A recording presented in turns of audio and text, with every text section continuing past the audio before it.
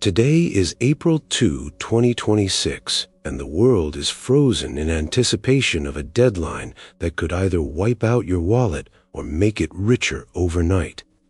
There are only 4 days left until Donald Trump's ultimatum expires.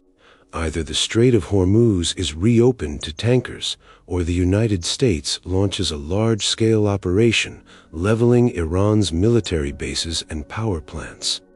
While the price of oil, amid an extreme shortage, surges toward $150 per barrel, Bitcoin is closing its 6th red month in a row.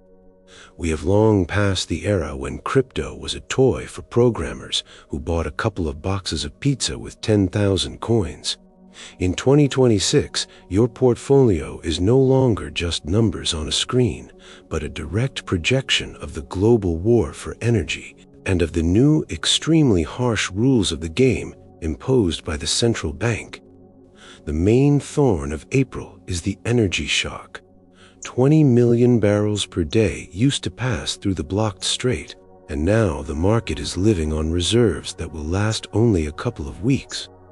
For you, this means one thing: Bitcoin has stopped being independent digital gold, and now obediently follows gasoline prices and Federal Reserve reports.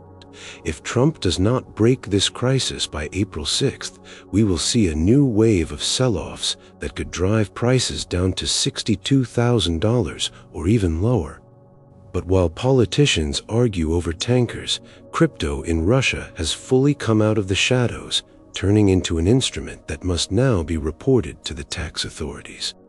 The central bank is no longer fighting private money, it is trying to lead it. This year, a limit is being introduced: no more than 300,000 rubles in investments per year through a single intermediary for those who do not have qualified investor status. The anonymity that enthusiasts talked about so much has been practically destroyed by the KYC system. Exchanges require not only a passport, but also proof of address and even a selfie. The most dangerous thing in April 2026 is dirty coins. It is enough to receive a transfer that once passed through a sanctioned wallet or a hacker-linked address, and your accounts in ordinary banks will be instantly frozen on suspicion of complicity. We are at a point of global transition.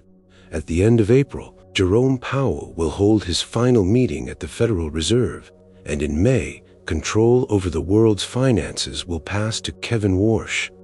The market is already beginning to readjust to this new chapter, and the old buy and hold strategies no longer work the way they used to.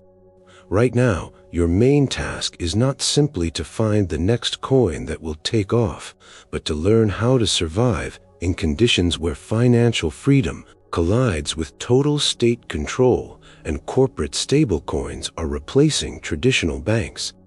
That is why April 2026 is becoming not just another month in the market, but a moment of truth when it is not the boldest who survive, but the most prepared.